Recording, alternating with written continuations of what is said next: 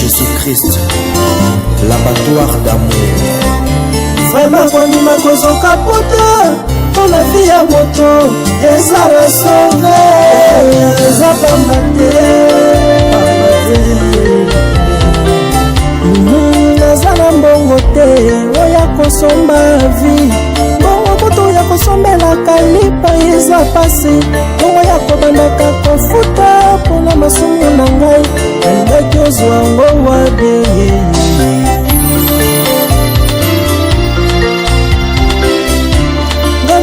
na mbongo te oya kosomba vi mbongo kutu ya kosalela provision kotia na ndako pasi mbongo ya kobandaka kofuta mpona masumu na ngai nalingaki ozwa ngo wabie nasombaka ntaba mobimba nasombaka ngombe mobimbe mpo nakende kotumbango mpo nazwa bolimbisami ya masumu na ngai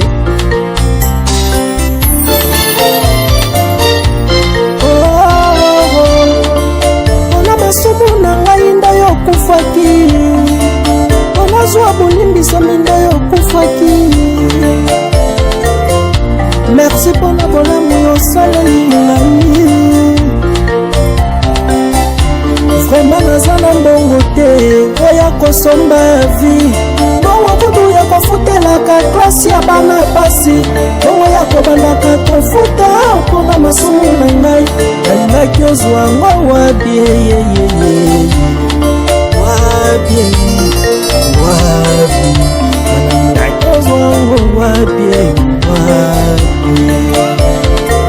Bienvenue fidèles téléspectateurs. Nous, c'est la PS TV, nous émettons à partir de la République démocratique du Congo. Nous sommes dans la capitale, Kinshasa. Nous sommes sur Canal+, fréquence 349. Vous nous suivez également sur Easy et aussi sur StarTime, également sur notre chaîne YouTube PS TV HD officielle.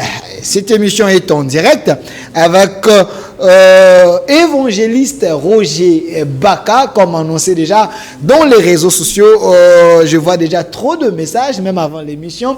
Mais il est déjà là avec nous, évangéliste Roger Baka. Soyez le bienvenu. Merci beaucoup, mon très cher frère Delphin. Que Dieu te bénisse. Un grand merci à tous qui vont accorder leur attention à cette émission. Puisse l'Éternel aussi vous bénir. Nous rendons grâce à Dieu pour cette grâce et pour cette faveur. Merci aux géniteurs de la chaîne de télévision que je salue avec beaucoup de déférence. Monsieur Patrick Thioyongandou. Monsieur Patrick Thioyongandou, que l'Éternel vous bénisse. C'est avec beaucoup de respect que nous venons toujours pour honorer votre chaîne. Quant à ceux qui nous suivent à la maison, veuillez trouver dans cette émission une édification. Voilà. Avec vous aujourd'hui, nous allons essayer d'éventrer le bois, chercher à édifier l'église, à faire tomber les écailles à ceux qui pensent avoir la connaissance ou prétendre connaître tout. Vous vous dites qu'il y a des choses qui sont aujourd'hui mal enseignées dans l'église de l'Éternel. Je rappelle que vous êtes promoteur de l'université, d'une université chrétienne, de la foi chrétienne, évangéliste Roger Baka. La thématique d'aujourd'hui: quoi comprendre sur la dîme et les offrandes. La dîme et les offrandes. D'entrée des jeux, quelqu'un m'a posé la question: pourquoi lui s'appelle professeur de l'université de la foi chrétienne? Qui vous a donné ces mandats? Non, parce que je créais une université de la foi chrétienne pour poser les fondements du christianisme. Parce que ce qui nous divise avec d'autres religions, à savoir le catholicisme, à savoir le branhamisme, à savoir l'islam, nous avons des fondements qui sont différents. Alors, l'Église, aujourd'hui, en tant qu'assemblée locale, ne dispense pas régulièrement le cours sur la compréhension des fondements de la foi chrétienne. Il y en a 4. Vous avez entendu parler du livre de Psaume chapitre 11, le verset 3, tel que complété par Psaume 85, le verset 7 à 9. La première référence est dit, quand les fondements sont renversés, le juste, que fera-t-il? Et vous verrez dans Psaume 82, le verset 5 à 7, voulais-je dire, j'ai corrigé, on dit, ils n'ont ni savoir, ils n'ont ni intelligence. Ils marchent dans les ténèbres et non la lumière. Je vous avais dit, vous êtes des dieux, mais cependant vous mourrez comme des hommes. Alors la Bible dit, lève-toi éternel, juge la terre car toutes les nations t'appartiennent. Alors le fondement du christianisme, c'est la fondation sur laquelle on pose l'édifice de la foi chrétienne. Nous entendons par fondement le fait justificatif d'une croyance. À la question de savoir, Delphin, pourquoi es-tu devenu chrétien et non musulman? Pourquoi es-tu devenu chrétien et non de confessionnisme? Non, la chrétienté a des fondements. Il y en a 4. La découverte de ce que l'on est par rapport à Dieu. 2. La découverte de ce que l'on a comme don pour le mettre au service de l'œuvre de Dieu. 3. La pensée élevée à la hauteur de Jésus-Christ. 4. La maîtrise du facteur temps. Alors tout chrétien qui ne maîtrise pas ses fondements, mais qui a déclaré Romains 19, c'est quelqu'un qui a Dieu en tant que Seigneur, en tant que Sauveur, mais il n'a pas le savoir et l'intelligence divine.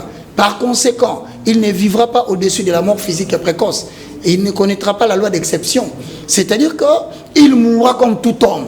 Parce que si dans leur famille il y a des héritiers, il va le vivre. Il verra Galates 4, 1 à 4 s'accomplir dans sa vie. Quand l'héritier est encore enfant, c'est-à-dire qu'il ne connaît pas les fondements pour devenir adulte. On dit que cet enfant ne diffère guère de celui d'un esclave. Moi, je m'appelle professeur parce que tout humblement, j'ai accepté de créer une institution où l'on va dispenser des cours en 4 socles avec 4 livres bien élaborés par moi-même. Et donc mes étudiants, nous sommes à la 3e promotion, des gens qui ont déjà fini les cours et qui ont fait plus ou moins 3 ans avec nous pour la maîtrise des fondements. Parce que la répétition d'aller à l'église lundi, mardi, mercredi, ça n'a pas contribué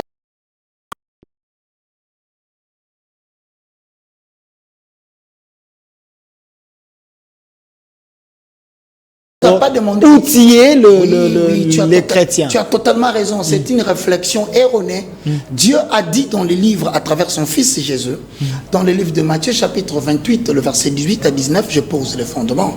Il a dit, allez partout dans le monde, faites de toutes les nations mes disciples, le baptisant au nom du Père et du Fils et du Saint-Esprit, apprenez-les à obéir à tout ce que je vous ai prescrit. Et voici, je suis avec vous jusqu'à la fin des temps. Il n'a pas dit, allez bâtisser des assemblées locales, donner des dénominations de vos noms. Non, ce n'est plus le moment de bâtir le temple. Nous sommes en train d'investir sur l'homme qui sera l'objet de l'enlèvement dans le jour à venir.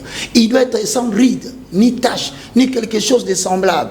Et d'ailleurs, je tiens à t'informer, dans le Nouveau Testament, Dieu n'habite plus dans des temples fabriqués des mains des hommes qu'on appelle de pierres mortes. Dieu habite dans des pierres vivantes en accord avec notre. Merci évangéliste Roger Baka. C'est la raison pour laquelle c'était important ces recadrages. Je vais ajouter un petit trait. C'est dans ces justes titres-là. Quand il a dit apprenez-leur à obéir à tout ce que je vous ai prescrit, nous allons parler des prescriptions. Mais la thématique d'aujourd'hui entre dans l'ordre de l'ordonnance. Okay. Dans les prescriptions. Merci. Mais avant de parler de cette thématique, 2 minutes seulement, c'est important. La fois passée, j'étais avec un maître ici, il est pasteur. Il dit que vous, les chrétiens, vous avez basé votre foi sur la Bible.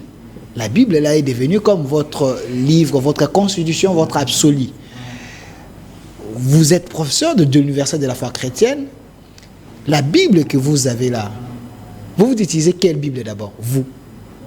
Non, mais d'abord, la question n'est pas bien posée. Parce que vous avez plusieurs Bibles. Je sais là où vous utilisez quelle... devait au contraire dire, nous avons basé notre foi sur la foi chrétienne aux livres retenus dans la canonicité. Ensuite, il avait demandé, vous avez quelle version biblique? Il y a plusieurs versions, mais la Bible reste la même. Pourquoi?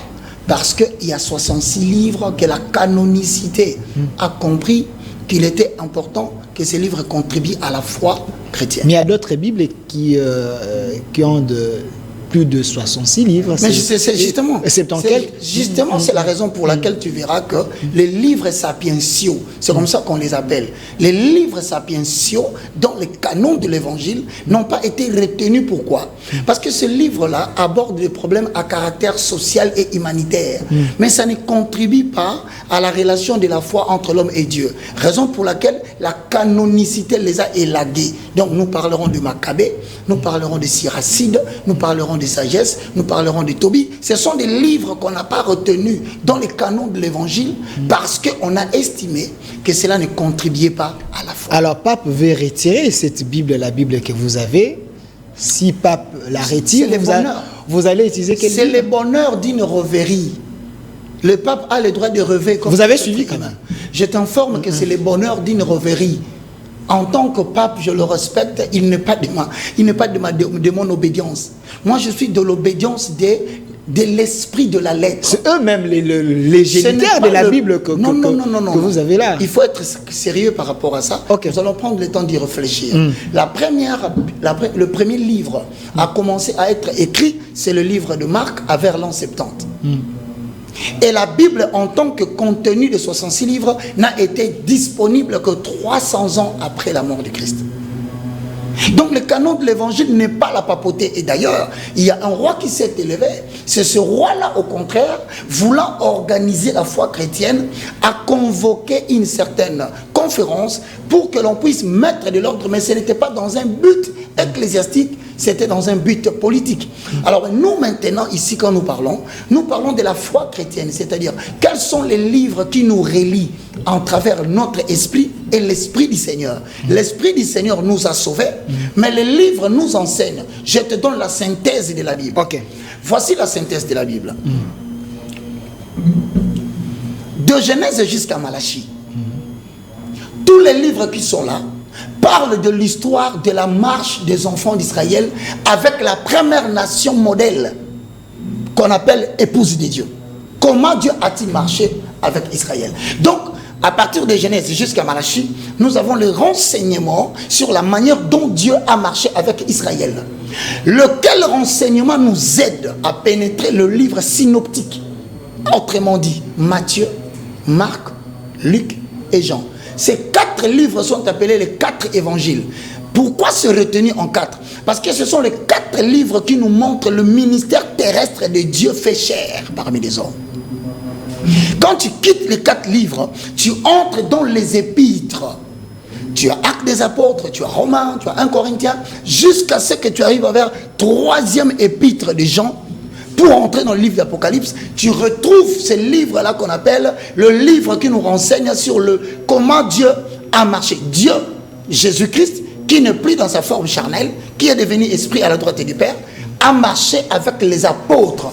Donc ces livres, on les appelle les épîtres, parce que ça nous renseigne sur comment Dieu, dans la foi chrétienne que nous admettons aujourd'hui, a marché avec les apôtres. Maintenant, le dernier livre s'appelle Révélation, ou le livre d'Apocalypse, qui nous parle de comment est-ce que la page de la finalité de l'humanité va s'exercer, avec des détails chronologiques, pour que nous sachions à quand la fin de 2 choses, la fin du monde et la fin des temps. Voilà pourquoi quand vous avez cette synthèse, vous avez toute la Bible avec vous. Donc l'Ancien Testament prêche l'ombre des choses à venir pour nous renseigner sur la manière dont Dieu a marché avec Israël, ce qui nous concerne totalement parce que la foi vient des Juifs. Mais maintenant, dans les Juifs, il y a à prendre et il y a à laisser. Et alors pour comprendre ce qu'il y a à prendre et ce qu'il y a à laisser, regardez comment Christ s'est manifesté lui-même en tant que chair en accord avec Jean 1,12. Jean 1,12, il s'est manifesté dans son ministère terrestre. Lorsque vous comprendrez le ministère terrestre de Jésus, vous le lirez comme un délai préparatoire qui a ouvert le ministère des apôtres dans les épîtres, jusqu'à ce que vous comprendrez comment l'humanité va s'arrêter. Voici la Bible en quelques mots.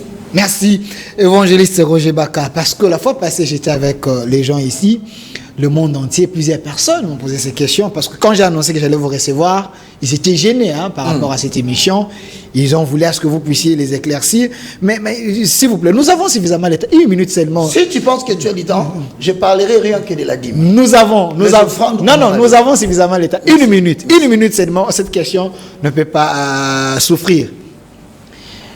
Il y a un monsieur ici que j'ai reçu ici, un grand maître, un pasteur, qui dit le nom de Jésus, c'est les 666.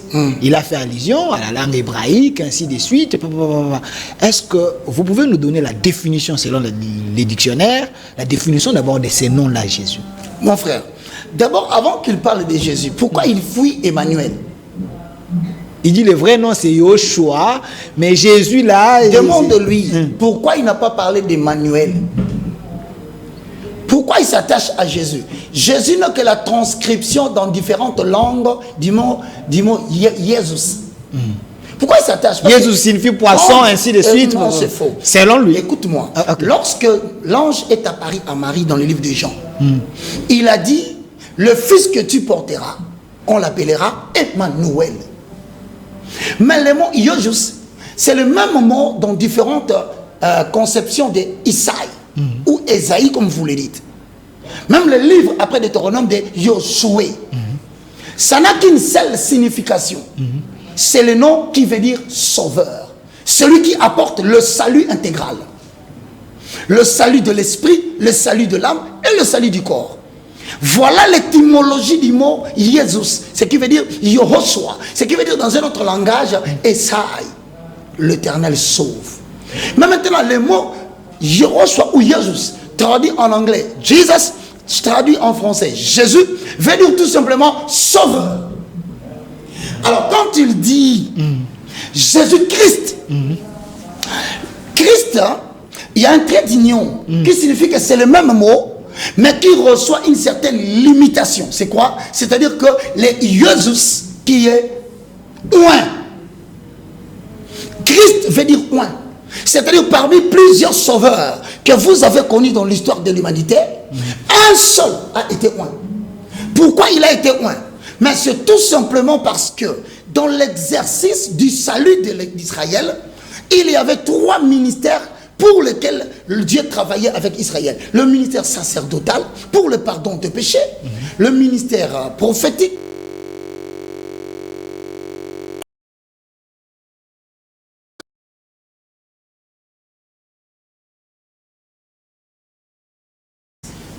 49. La Bible dit vers le 5e verset 6e, on parle de la tribu de Juda. C'est là la prophétie de Jésus. On dit, le sceptre de commandement ne s'éloignera jamais de Juda, jusqu'à ce que vienne le Shiloh, et que le peuple lui obéisse. Qui est le Shiloh? C'est la question que Jésus a posée. Que dites-vous dans le livre de Matthieu, aux yeux des hommes que je suis? Matthieu chapitre 16, le verset 15 au verset 17. D'autres dirent que tu es un prophète. Les uns dirent que tu es l'Élie qui devait venir. Mais il dit à vous, qui dites-vous que je suis?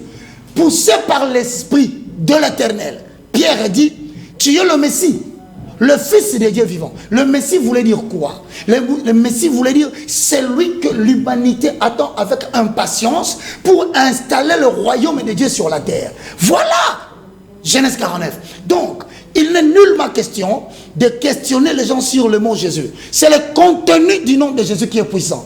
Dans n'importe quelle langue, si vous avez la foi que vous invoquez le nom d'un sauveur, et d'un sauveur qui est oint, si vous le dites en Kinkongo, vous le dites en Chiluba, la puissance du contenu du nom agira. Ce n'est pas la forme du nom qui agit, mais c'est le contenu de la puissance du nom. Merci, évangéliste Roger Baka, le moindre de tous, oracle de l'Éternel, promoteur de l'Université de la foi chrétienne.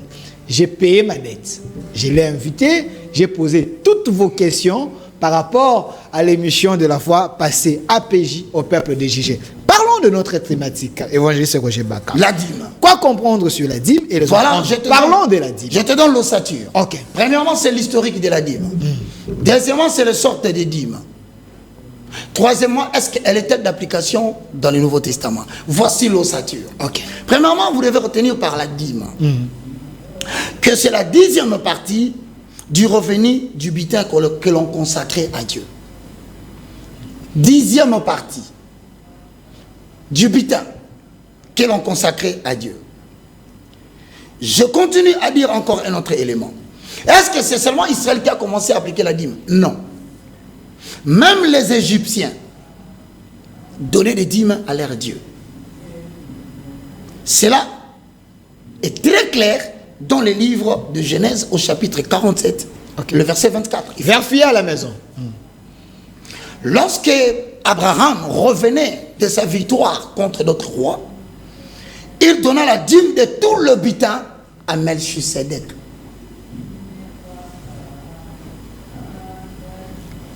Genèse chapitre 14, le verset 20. Même Jacob a promis de donner le 1/10 de ce qui lui revenait à Dieu. Genèse 28, le verset 22. La loi de Moïse soumettait à la dîme le produit de la terre et le bétail. Retenez. La loi de Moïse viendra cette fois-là soumettre à la dîme le produit de la terre et le bétail. Lévitique, chapitre 27, le verset 30 au verset 32. Mais les donateurs pouvaient racheter la dîme en fruits quand ça devenait nombreux, pour amener l'argent seulement en espèces, mais à la seule condition, ils devaient payer le 1/5 du montant. Prenons par exemple un cas.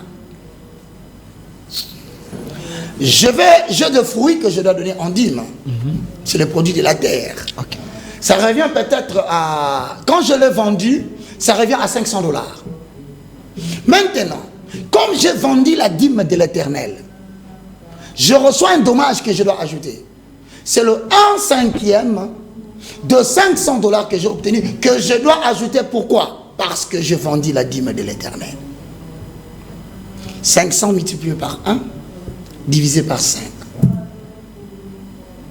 Vous avez un montant relatif de $100. Donc vous ajoutez, ça fait combien? 600. Si les calculs sont bons, on peut se tromper. Vous êtes mathématicien à la maison. Mais alors, dans ces cas-là, il faudrait que nous puissions être clairs. On prélevait la dîme sur le butin, sur le bleu battu, sur le vin, sur l'huile d'olive. Nombre chapitre 18, le verset 27. Toutes ces dîmes étaient présentées à l'Éternel par élévation. Cela a été donné aux Lévites d'abord, à la question de savoir à qui remettons et à qui on était en train de remettre la dîme. Voilà. La dîme était remise entre les mains des Lévites dans le livre de Lévitique chapitre 21, Lévitique 24. On donnait cette dîme aux Lévites qui étaient l'une des tribus d'Israël pour des raisons. Première raison pour laquelle on remettait la dîme aux Lévites, c'était en raison ou en compensation de leur service dans le sanctuaire. Tu me comprends? Parce que c'était leur part. Voilà, leur part pour leur service dans les sanctuaires. Retiens bien ça très bien. Et parce que la deuxième raison, non seulement qu'ils avaient reçu la compensation, mais c'était des gens qui étaient privés des terres. Un Lévite n'a pas de terre. Puisqu'il manquait de terre, il fallait leur donner la dîme pour qu'ils puissent vivre de cela, parce que la terre, c'est la source de l'agriculture pour obtenir des moyens, le levage et autres. Mais ils ne peuvent pas faire le levage. Ils ne peuvent pas faire l'agriculture. Ils sont consacrés à l'œuvre de l'Éternel. À leur tour, le Lévite devait prélever pour le sacrificateur. On appelait cela la dîme des dîmes. Donc, le Lévite prennent tout. Mais ils ne le consomment pas. Ils prennent cela parce que, d'abord, c'est une forme de paiement, de compensation. De deux, parce qu'ils n'ont pas de terre. Mais lorsqu'eux, à leur tour, le Lévite prennent la dîme, et à leur tour, ils prélèvent la dîme des dîmes qu'ils vont remettre à eux, ils vont le remettre au sacrificateur. Lisez Lévitique. Toujours le chapitre 18, le chapitre 21, 26 à 27. Alors, les Lévites maintenant, ils consommaient cette dîme à leur choix. Mais plus tard, Moïse a déclaré que le peuple allait adopter un comportement sédentaire. Je veux bien être clair. Ok. Moïse dira que cette fois-ci, nous allons adopter un comportement sédentaire contrairement à un comportement nomade. Tu comprends la problématique? On vous suit. Donc, comme c'est sédentaire, Israël va trouver chacun sa terre. Y compris les Lévites vont avoir une terre. Suis bien l'historicité de la dîme. Ok. Suivez très bien parce que vous allez poser les questions. Le numéro est là. Posez les questions par WhatsApp et par normal. Posez toutes les questions bibliques. Il va répondre par des réponses également bibliques. C'est-à-dire, au lieu d'apporter la dîme partout, comme c'était dans les cas quand ils étaient des nomades, il y avait un sanctuaire unique. Deutéronome chapitre 12, le verset 5. Deutéronome 12, 6. Deutéronome 12, 11. Suis-moi très bien. Quant aux formes, je t'ai dit la première fois, c'est l'historicité.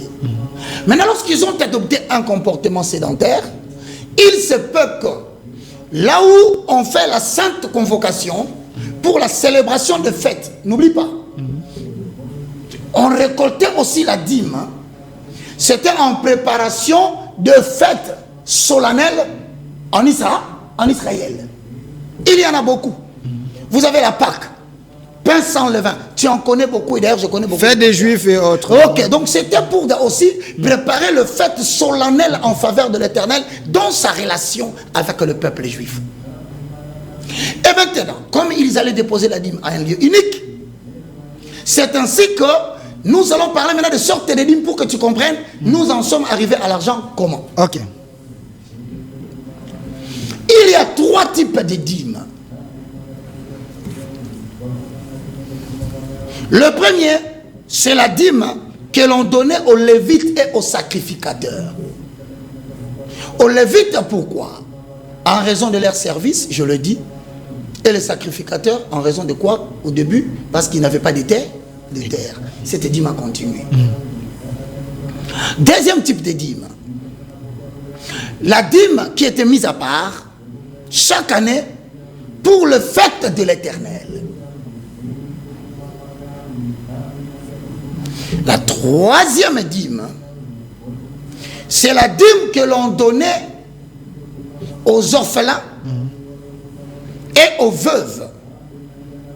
Tous les 3 ans.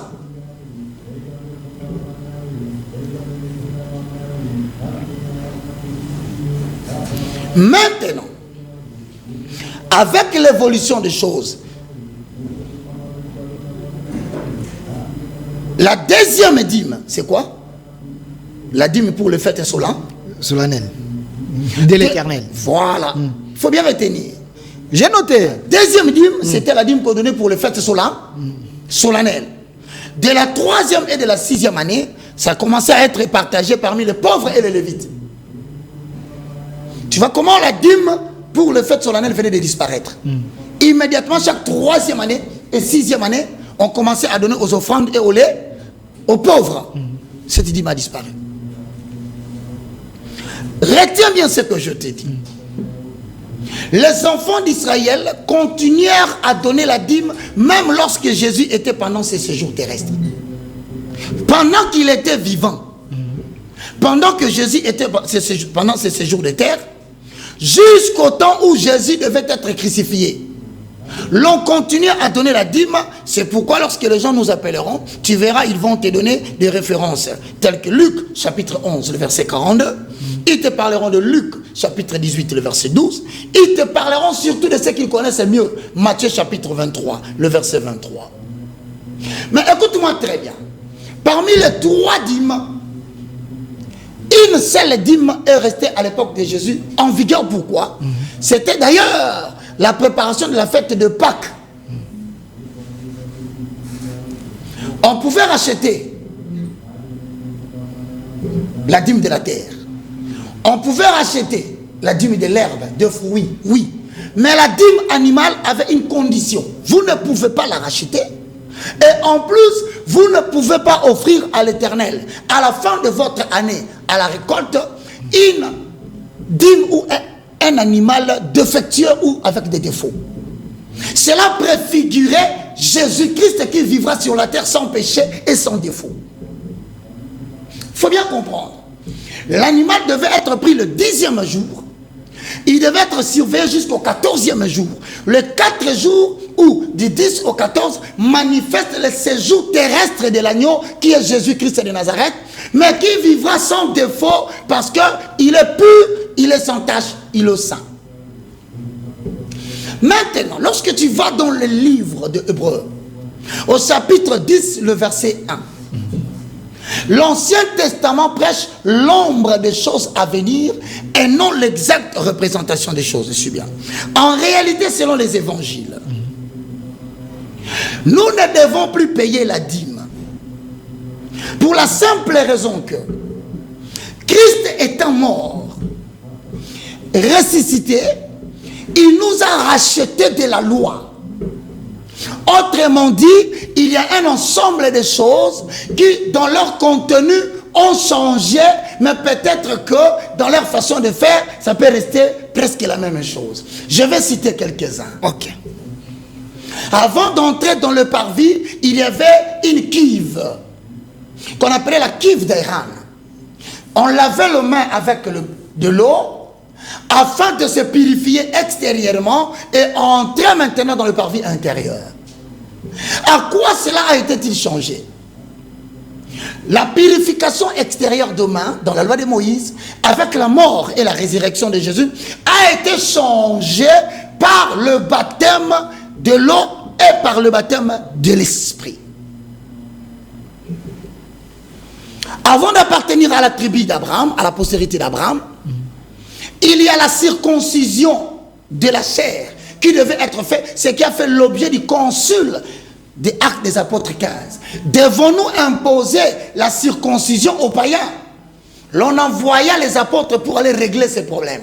Et dans la conclusion, Pierre posa la question: qui est d'accord comme Paul à ce que nous ne puissions pas imposer la circoncision aux nations païennes? Ils tombèrent tous d'accord que ce qui était important, c'était le cœur de la loi, mais pas la loi. Mais c'est quoi le cœur de la loi? C'est l'amour. Voilà pourquoi il n'est pas demandé à celui qui reçoit Jésus, en accord avec Romains chapitre 10, le verset 9, de procéder à la circoncision de la chair extérieure pour appartenir à la tribu d'Abraham, sanction que Dieu a infligée à Moïse dans le livre d'Exode, au chapitre 4, le verset 24, à un endroit où Moïse voulait se reposer, l'Éternel l'attaqua et a failli le faire mourir. Pourquoi? Pour la simple raison que il allait soumettre Pharaon et son peuple, mais il n'avait pas les deux genoux fléchis. Son fils Gershom n'était pas circoncis. Faut-il dire aujourd'hui que tous ceux qui ne sont pas circoncis n'hériteront pas le royaume de Dieu? La loi a été changée en autre chose.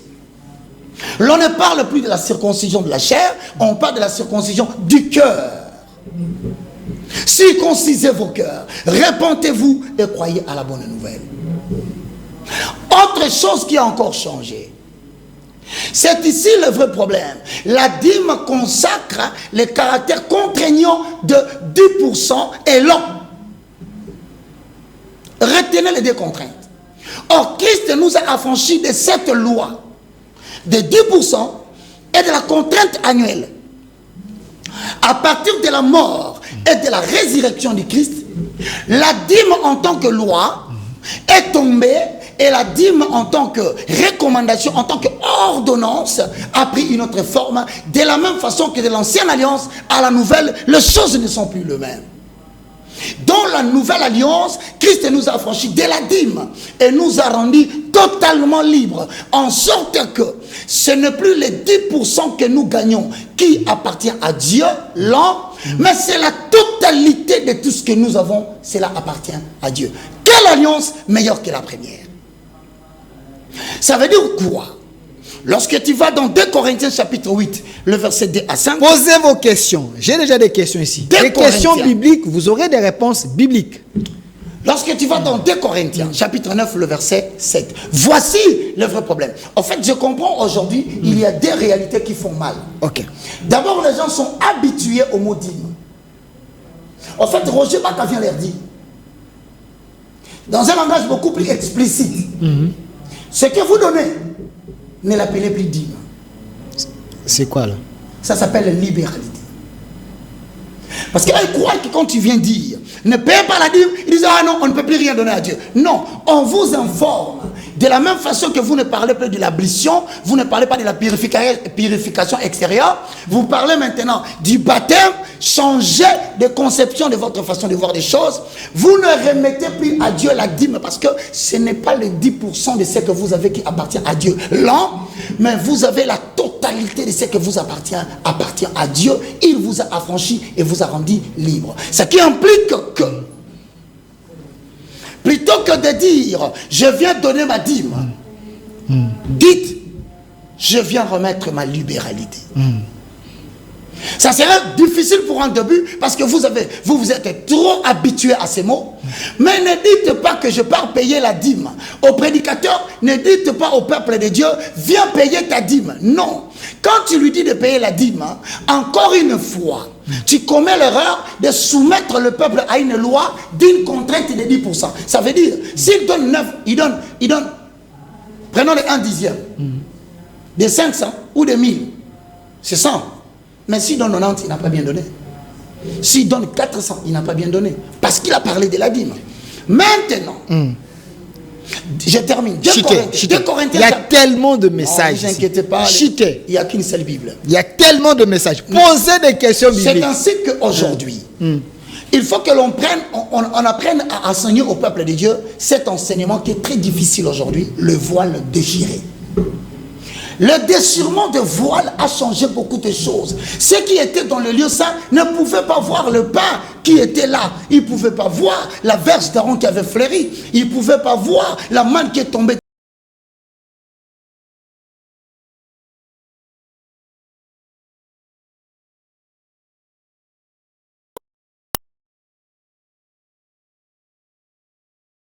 Les chrétiens ou les surcharges? Ils sont dans Matthieu chapitre 22, le verset 29. Vous êtes dans une erreur. Je dis qu'ils sont dans une erreur. Tous les pasteurs que nous connaissons. Je répète, ils sont dans une erreur parce qu'ils ne comprennent ni les Écritures, la perception objective. Tu ne peux plus remettre la dîme. Pourquoi? Parce que premièrement, le mot dîme veut dire 1 dixième. Dieu ne te demande plus le 1 dixième. Toi-même, tu deviens d'abord la dîme de l'Éternel. Toi-même, la personne, dans toute ta totalité et tout ce que tu as appartient à l'Éternel. Mais les pasteurs disent, si vous ne donnez pas la dîme, vos affaires ne seront plus sécurisées parce que les gens sont surchargés. Je suis en train de te dire aujourd'hui, plusieurs sont en train de comprendre ce que je dis. Okay. La loi a existé, a été exécutée, même pendant que Jésus-Christ était vivant. Après sa mort, dans Matthieu 24, il a prédit la destruction du temple. Écoute maintenant. Mais le Lévite, tu vas le trouver où pour leur donner la dîme? Si vous voulez faire cela, est-ce que vous êtes la tribu des Lévites? Bon, ils vont vouloir dire par extrapolation ou par mutation intellectuelle ou je ne sais par quel phénomène mécanique ils vont s'appeler Lévites. Ils vont vous dire que nous qui sommes dans Éphésiens, ils sont dans les sacerdotes. Dans Éphésiens, oui, nous sommes dans Éphésiens 4, 11 à 12, nous sommes des Lévites. Mais toi, tu n'es pas descendant de la famille d'Aaron. Comment toi, tu peux me dire que tu es Lévite? Sur base de quel mécanisme descend? Expliquez-moi. Bon Dieu, on est dans quel pays? Ils sont rachetés par le sang de Jésus. Jésus a né, Jésus lui-même avait accepté les dîmes et les offrandes. Allons dans le raisonnement hypothétique. Ok. Toi, tu diras que tu es lévite parce que tu es dans Éphésiens 4, 11, 12. Mais est-ce que toi, tu vas donner le deuxième argument? Il dira quoi? Parce que moi aussi, je suis au service de l'Éternel. Bon, maintenant, la deuxième condition, ils n'avaient pas de terre. Tous les pasteurs ici ont des parcelles. Tous les pasteurs, tous, ils ont des maisons, ils ont des parcelles. Ils ont des terrains même qui font de l'agriculture. Il y en a qui ont des fermes. Mais comment toi tu vas demander la dîme? Parce que la dîme était donnée aux Lévites parce qu'ils n'avaient pas de terre et en compensation de leur service. Et c'est parce qu'ils étaient la descendance de l'Éternel qui l'avait consacré. Mais est-ce que toi, tu vends des véhicules, mon frère? Tu es commerçant à Dubaï. Mais pasteur, tu ne vivras pas de ça. Il ne faut pas t'énerver. Même moi, le jour où je menais des recherches sur cette affaire, je pensais comme tout le monde que la dîme était nécessaire. Jusqu'à ce que l'Éternel m'a convaincu, je te signale, j'ai une petite larme qui a coulé. Je me suis dit, mais je vivrai comment? C'est là où j'ai compris que la nouvelle alliance était beaucoup plus meilleure. C'est-à-dire... Monsieur Roger Baka, écoute-moi. j'ai l'impression... Écoute-moi, je termine. Écoute-moi. Okay. Celui qui donne le 1 dixième est moins que celui qui donne le 9 dixième. Celui qui donne par an est moins meilleur que celui qui donne par jour. C'est-à-dire que nous jouissons de la liberté. Nous sommes dans la saison de la liberté. Nous sommes dans la saison où Dieu ne nous impose rien. Il nous dit, donne comme tu as résolu dans ton cœur, sans tristesse ni contrainte, avec l'exercice de ta propre volonté. Mathématiquement parlant, voilà. Quelqu'un qui a gagné 1000 $, s'il veut te donner la dîme, il te donne 100. Et s'il doit te les donner avec toute sincérité, la dîme se percevait la première année, la dîme se percevait la 3e année, et la dîme se percevait la 6e année, mais la 7e année, la dîme n'était pas perçue. Pourquoi? Et pourquoi vous demandez aux gens de vous donner la dîme mensuelle? Je gagne 10 000 $ le matin, j'envoie la dîme. Les pasteurs même vous demandent, envoie ça par M-Pesa. J'envoie. Je gagne à 15 h 2 000 $. Ils vous demandent encore la dîme, vous envoyez. La nuit, vous gagnez encore. Donc la dîme, pendant la journée, vous pouvez donner même 3 fois, 4 fois, 5 fois. C'est là où tu comprendras la problématique que tu vas épingler sur ce qui concerne 3 concepts. L'offrande, l'oblation, la libation, l'action de grâce. Ça, on va aborder après. C'est ça la confusion. Tu ne peux pas demander à quelqu'un de faire une action de grâce qu'il appellerait dîme. C'est une confusion. C'est ce que moi j'appelle en français de l'université. Mais tout ce que nous gagnons, il faut enlever selon ce qu'on nous a enseigné. Ça fait des décennies, ça fait des années. Vous voulez arracher les beefsteaks des pasteurs? Mon frère, ce ne sont pas ces pasteurs que vous voyez, certains d'entre eux ne défendent pas la dîme. Ce sont des gens qui ont l'amour de pouvoir jouer avec leur langue sans soubassement biblique, qui se permettent de venir tourmenter le peuple de Dieu et semer des troubles. Moi, je suis en train de... Je vous donne des questions bibliques ici, s'il vous plaît. Allez. Voilà, vous nous suivez partout dans le monde. On est sur Canal+, fréquence 349. Posez des questions bibliques. Ne vous énervez pas. Il est là, avec sa connaissance, avec des Bibles, avec ses recherches. Posez des questions bibliques. Si vous pensez que la dîme, aujourd'hui, les fidèles... ils sont condamnés à vous les donner. Posez des questions, il va répondre. Voilà. Bon, voilà. Il y a trop de messages. Et qui bon, toute vérité n'est pas bonne à dire. Évangéliste Roger Baka. Quelle vérité qui n'est pas bonne à dire? La Bible dit dans Jean chapitre 8, le verset 32, vous connaîtrez la vérité et la vérité vous affranchira et la vérité vous rendra libre. Écoute-moi, tout pasteur qui ne veut pas dire la vérité à ses peuples, il est en train de le maintenir dans la captivité de l'ignorance. Bonsoir, pasteur. Je suis à Damou et j'écris depuis le Cameroun. Ok. Ma question est celle de savoir qu'au regard des similitudes entre la Bible et les rites égyptiens, la Bible n'est-elle pas une copie de cette civilisation égyptienne? Deuxième question, si je ne donne pas la dîme, est-ce que je ne suis pas chrétien? Je viens de dire, le chrétien de nouveau, le chrétien de l'autre côté de la croix, divisait l'humanité en 2 parties. Okay. C'est la croix qui est le point médian de la séparation entre le passé et le futur, le présent. C'est-à-dire quoi? Ceux qui ont vécu avant la croix ont vécu sous la loi. Et ceux qui vivent après la croix ne sont plus sous la loi. Alors, tu t'appelles chrétien. Comment un chrétien peut être sous la loi? Romains chapitre 8, le verset 1. Est-ce qu'on peut lire? Voilà. Posez vos questions. Il y a tellement de questions ici, je suis en train de voir. Romains chapitre 8, le verset 1 à 2. Écoute. Il n'y a donc maintenant aucune condamnation pour ceux qui sont en Jésus-Christ. En effet, la loi de l'esprit de vie en Jésus-Christ m'a affranchi de la loi du péché et de la mort. C'est la loi de l'esprit de Jésus-Christ qui nous a affranchis de la loi du péché et de la mort. C'est-à-dire, nous ne sommes plus sous aucune condamnation. Le chrétien ne paye pas les mots dîme. Le chrétien dépose sa libéralité. Ça peut être de 90% de son salaire, suis bien. Ça peut être 70%. S'il veut, il peut te donner la totalité parce qu'il le fait avec amour, en conformité avec 2 Corinthiens, chapitre 9, le verset 7. Je vais paraphraser. Merci. Non. Il y a que chacun donne comme il l'a résolu en son cœur.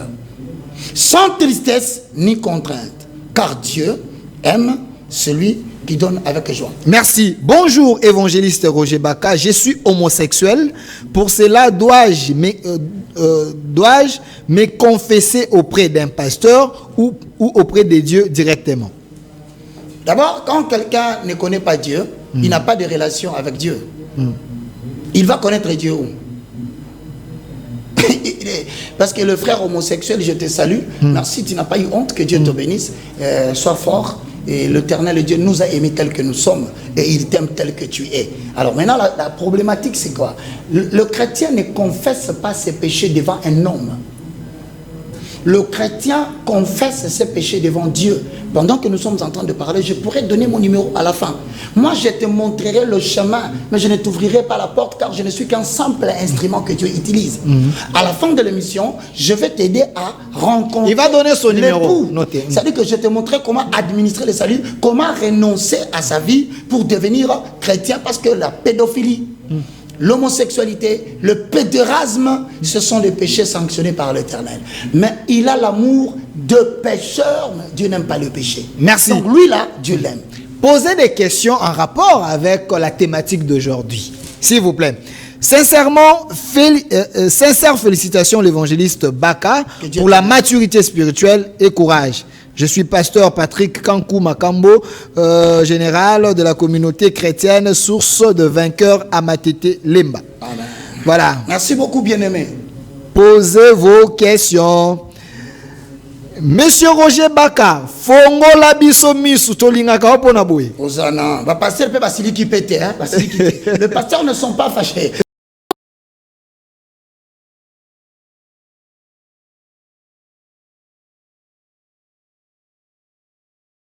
Dans ces pays qui nous prêchent la dîme. Je vais lui répondre par Galates. Au chapitre 1, le verset 6. Je m'étonne que vous vous détourniez si promptement de celui qui vous a appelé par la grâce du Christ pour passer à un autre évangile. C'est pas moi. En matière de l'évangile, il n'y a pas de papa, il n'y a pas de maman. Il y a ce qu'on appelle la taille spirituelle pour la compréhension exacte des Écritures. Tu sais le vrai problème qu'on a aujourd'hui, c'est que les gens ne comprennent pas que l'ancienne alliance a été abolie et a été accomplie par un homme qui s'appelle Jésus. Maintenant, Jésus nous a fait entrer dans un nouveau régime. Maintenant, dans ce nouveau régime, les gens ne comprennent pas quels sont les différents changements qui ont été opérés. Entre autres, regarde, je te pose une question. Ok. Qui était le premier à payer la dîme? Ils vont vous raconter des histoires de Melchisédek, d'Abraham. Mais regarde quand est-ce que la dîme a été nécessitée. La dîme a été travaillée le 7e jour, le 7e année, on ne recevait pas la dîme. Pourquoi? C'était l'année sabbatique. C'est l'année où on remettait tout ce que les gens avaient donné aux hommes. C'était l'année du repos. Si tu avais donné des dîmes, tu avais donné des maisons, tu avais donné des choses. Même l'esclave, il était affranchi la 7e année. Attends, mais regarde maintenant. Adam va pêcher dans le jardin d'Éden. En péchant, en suivant la voie de sa femme, il constate qu'il est devenu nu. Alors quand le Messie, quand le Dieu Tout-Puissant, El Shaddai, Yahvé, le tétragramme, l'homme qui est composé que de consonnes, mais qui ne se conjugue pas avec des voyelles. Écoute ce qu'il dit. Adam, où es-tu? Il dit, j'ai péché contre toi. Lorsque Dieu les a chassés, tu sais ce qu'il a fait? Il leur a donné les habits avec les peaux d'un animal. Dieu a cousu des habits avec la peau d'un animal. Mais l'animal là, la peau qu'on a utilisée, Dieu avait pris ça où? Dieu a tué un animal. Pourquoi? Pour revêtir l'homme de la nudité. Voilà la dîme des dîmes, Jean 3,16. Car Dieu a tant aimé le monde, il a donné son Fils unique, afin que quiconque croit en lui ne périsse point, mais qu'il ait la vie éternelle. Maintenant, c'est Dieu qui nous a donné sa dîme. Parmi tous les fils qu'il a sur la terre, il a pris un seul. Il a livré à la terre. Il est mort. Il est ressuscité. Et il nous a franchis du péché. Merci. Autant de questions. Quelle différence y a-t-il entre prémices et dîme? Ingénieur Fiston Kabea. Shalom ingénieur, je te salue. Je pense que pour des raisons de timing, j'ai décidé la prochaine fois, je vais aborder l'offrande. Parce qu'en parlant de l'offrande, laisse-moi passer. Ok. En pensant. Tu connais l'offrande de farine? Je n'entends pas parler de ça ici au Congo. Offrande? Il y a que la dîme, l'offrande de farine. Lévitique 2. Okay. Il fallait qu'ils appliquent ça aussi. Tu connais la libation de vin. Lévitique 23, 13. Le prémisse, tu le connais? Qui se récolte. Et aussi du bétail. C'est en signe de reconnaissance de la consécration à Dieu. Est-ce qu'ils ont parlé des dîmes des récoltes, de bétail? Le pasteur parle des offrandes présentées par élévation. Voici tant de choses qui devaient intéresser le pasteur pour affermir la foi des chrétiens et les rendre libres et capables de défendre. Je ne cesserai jamais de le dire. Dans le Nouveau Testament, le mot dîme, dans son caractère 10%, et l'on n'existe plus. Vous êtes libre et vous donnez dans la libéralité. Écoute, vous pouvez donner le lundi. Vous voyez aujourd'hui là, nous sommes en train de servir l'Éternel. Quelqu'un dit, j'ai aimé l'émission. J'envoie $300 à Delphin. Il y a un numéro là, un peu ça, vous pouvez le faire. Je suis là, j'attends aussi. Contribuer, non? Tu vois qu'aujourd'hui les gens sont libres. Hein? Okay. Ils peuvent gagner $1000. C'est d'ailleurs mieux. Je demande au pasteur d'être tranquille. Ceux qui sont mécontents, je n'ai pas interdit le paiement de la dîme. Mais j'ai interdit de dire que je donne ma dîme. Ce n'est plus la dîme parce que ce n'est ni 10%, ce n'est ni l'an. Ce qui caractérise la dîme, c'est d'abord la périodicité. L'an, ensuite la quotité, c'est 1/10. Des questions. Mais la libéralité, donne comme tu veux, tous les jours. Tu peux même aller voir ton pasteur, tu lui donnes ta parcelle. Il n'y a pas de problème. Pas de problème, il y a trop de questions. Bonjour Roger Baka, il faut bien dire, selon Malachi, pasteur Orly. Papa, Malachi, c'est toujours la continuité de la loi de Moïse exercée par un prophète. Un bon prophète respecte toujours les prescriptions de Moïse. Donc, il est toujours dans l'Ancien Testament. Bonsoir frère, que devient la foi d'un chrétien qui ne donne pas sa libéralité? Ah non, il peut pas. Pourquoi il ne va pas donner la libéralité? Je vais maintenant épingler la chose. Okay. Regarde la problématique qu'il y a là. Maintenant, ceux qui ne disent... Parce qu'il y a des ceux qui peuvent dire, oh, on est sauvé. Nous, on ne paiera plus la dîme. On nous a épargné. Baka nous a épargné. Mais écoute la vérité. Posez des questions bibliques. Il y a les numéros. 2 Corinthiens, au chapitre 9, le verset 6, lis, écoute. Non, on prend le verset 5. Hein? Je peux répéter? Pas de problème. 2 Corinthiens, chapitre 9, le verset 5 à 6. Je lis calmement pour que tout le monde comprenne. J'ai donc jugé nécessaire d'inviter le frère à se rendre auparavant chez vous et à s'occuper à votre libéralité déjà promise. C'est Paul. À l'église de Corinthe, il ne dit pas, je leur ai demandé de venir prendre vos dîmes. Personne d'autre ne peut parler l'évangile plus que notre Paul.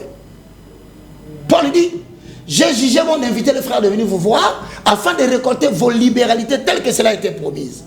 Afin qu'elles soient prêtes de manière à être une libéralité et non un acte d'avarice. C'est Paul qui parle. Il dit, je vous avais annoncé depuis longtemps. Gardez ce que vous avez résolu de donner à Dieu. Que personne ne vous oblige. Parce que ça devient un acte d'avarice pour certaines personnes qui ne veulent pas travailler et qui s'occupent de suivre la dîme jusque dans les maisons des gens. Paul dit non, je ne veux pas que ça soit un acte d'avarice. Je veux que vous le prépariez vous-même pour que ça soit vraiment une libéralité. Écoute maintenant 6. Certaines personnes qui ont dit, ah, comme ils ne demandent pas les 10%, moi, je vais donner seulement 100 francs. J'ai 10 000 $, je donne 100 francs. Je suis libre, je donne comme je veux. N'oublie pas, la loi de la croissance, de la promotion et qui régit la grandeur fait partie de cet acte. 6.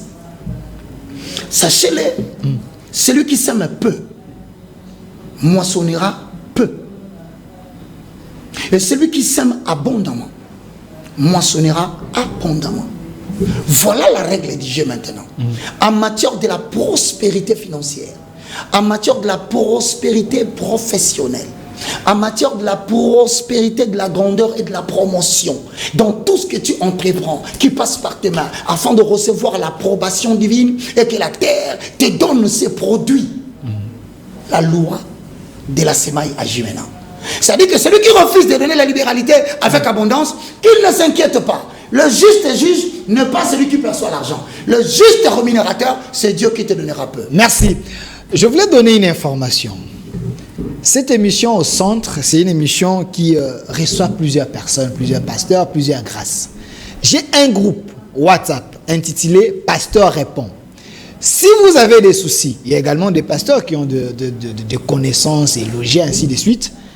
Envoyez-moi un message sur WhatsApp. Je veux vous inclure dans ces groupes-là. Ou, chers téléspectateurs, si vous avez des questions très questionnantes, vous avez besoin de la lumière, plusieurs pasteurs dans ces groupes-là qui peuvent également vous aider. Roger Bach également. S'il y a des questions, vous envoyez. Je vais transmettre vos questions. Il va vous répondre afin que vous soyez éclairés. Mais monsieur Roger Baka, il y a tellement autant de questions. Oui, c'est parce que vous voyez, il y a une catégorie de gens qui ont beaucoup, excusez-moi, les vrais sont là, mais il y a une catégorie de gens qui ont beaucoup escroqué le peuple congolais et ils veulent bien continuer dans ces statu quo. Alors ils n'aiment pas les dynamismes. C'est pourquoi moi je parle de l'émergence d'une nouvelle élite spirituelle qui doit présider à la destinée politique de la RDC. Autant de questions. J'apprécie ces messages du pasteur Baka. Merci en beaucoup. rapport avec la dîme. Que diriez-vous de Malachie 3.10? C'est toujours l'Ancien Testament. Malachie n'est qu'un prophète, le prolongement de la loi de Moïse. Donc ça vous... Il est toujours dans l'Ancien Testament. Ce qui a été aussi, comme tous les cas des autres qui l'ont appliqué. Donc, oubliez cette affaire de Malachie 3.4. Voilà. Malachie 3.4, écoutez-moi bien. Apporter dans la maison de l'Éternel quoi? Des trésors. Voilà. Mais la maison de l'Éternel, elle est détruite au moment où nous parlons. Il n'y a pas de maison de l'Éternel en Israël. Elle est détruite. On veut construire le 3e temple. Il n'y a nulle part où on va apporter l'offrande à la maison de l'Éternel. Mais la maison de l'Éternel aujourd'hui, écoute, je voudrais donner une référence pour compléter cela. Ok. Je peux? Pas de problème. Tout le respect à vous tous qui êtes à la maison. Avec tous les pasteurs qui me suivent, qui disent, oh là là, les garçons essaient de devenir fous. Il n'est pas devenu fou. Un fou qui dit la vérité, avec des hommes honnêtes qui disent des mensonges, le peuple n'a qu'à juger. Alors nous sommes dans 2 Corinthiens chapitre 9. Écoute-moi bien, vers le verset 11 à 13 ans. Ok. Vous serez de sorte enrichis à tous égards pour toute espèce de libéralité qui, par notre moyen, feront offrir à Dieu des actions de grâce. 12. Car le secours de cette assistance, libéralité, non seulement pourvoit aux besoins de ça, mais il est encore une source abondante de nombreuses actions de grâce envers Dieu. En considérant de ces secours dont ils font l'expérience, ils glorifient Dieu de votre...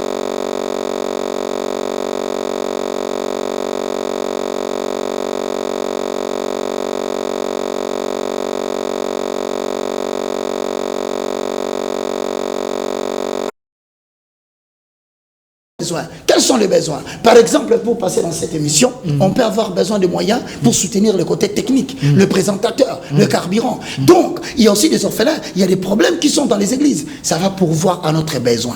Donc, la libéralité n'est pas la dîme. La libéralité, c'est la totalité de la liberté. La dîme, c'est le 10% lent et cela n'existait plus. Merci. Il nous reste 3 minutes, évangéliste Baka. Bonjour, c'est Nathan. Évangéliste. Que dire à ces serviteurs de Dieu qui me dit que si je suis bloqué, c'est parce que je ne donne pas la dîme. Deutéronome chapitre 15, le verset 7. Ça veut dire quoi? Ben, c'est ça, moi je réponds par des écritures. Et l'explication c'est quoi? Voilà. C'est votre... S'il y a chez toi quelqu'un, indigent, entre tes frères, dans l'une de tes portes, au pays de l'Éternel ton Dieu, te donne, tu n'endurciras point ton cœur et tu ne fermeras point ta main devant ton frère indigent. Mais tu lui ouvriras la main et tu lui prêteras et quoi pour voir à ses besoins. Garde-toi d'être assez méchant pour dire à ton cœur, la 7e année, l'année de la relâche, approche, garde-toi d'avoir un œil sans pitié pour ton frère indigent et de lui imposer un refus.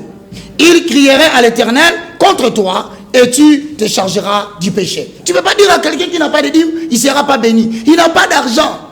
Même la nation est en train de parler de cette fameuse phrase, Mboka Koufi. Tout le monde ici n'a pas d'argent. Tout le monde souffre. Les gens n'ont pas de moyens. Quelqu'un vient te dire, pasteur, je n'ai pas obtenu de quoi donner. La Bible dit, tu te garderas de le traiter durement. Parce que s'il crie à l'Éternel et que Dieu découvre qu'il n'avait vraiment pas d'argent qu'il t'a donné, toi, qui vient de dire qu'au Pamboula Maté, tu te chargeras de... La dernière question, parce qu'il y a autant de messages, vous allez donner votre numéro. Pasteur Roger Baka, Jésus n'est une dîme de Dieu et non un Dieu.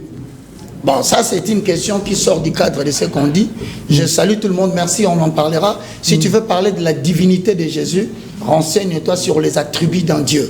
Il ne faut pas regarder le nom, ceci, non. Pour comprendre que Jésus est Dieu, cherche les attributs dans Dieu, attributs que tu peux comparer à Jéhoshua, à Jésus, qu'on appelle aussi Emmanuel. Tu verras qu'il a rempli tous les critères. Aujourd'hui, il a vaincu la mort. D'entre tous les dieux qui ont apparu sur la terre, personne n'a triomphé de la mort. Je ne suis pas dans ces débats-là, mais je vous remercie pour votre sympathique amour, attention et respect dans vos questions. Le contact, plus 243 90 79 66 785. Je disais plus de 143, 90, c'est-à-dire 90, 79 66 785. Mais le numéro que vous connaissez depuis longtemps, c'est le 00243 9 98 82 0004. C'est le numéro qui est WhatsApp et tous les deux c'est WhatsApp. Donc, pour ceux qui sont à Kinshasa, c'est le 09 98 82 30. Donc 0004. Maintenant là, nous sommes déjà vendredi. Donc dès ce dimanche, allez donner la libéralité. Baladi. Ah non, arrêtez. Bah, pasteur Luka. Voilà, évangéliste Roger Baka, merci d'avoir répondu à notre invitation. Mais vous accepterez un débat si des pasteurs se pointent ici pour vous éclairer. Je suis en train d'être informé. Quiconque tu inviteras, je ne dis pas que je prétends la connaissance totale de la parole de Dieu. La vérité biblique, elle est unique. Si c'est cette vérité, il ne trouvera pas d'importance de venir comme l'a fait notre prophète. Cher pasteur, Roger Baka vous lance le défi.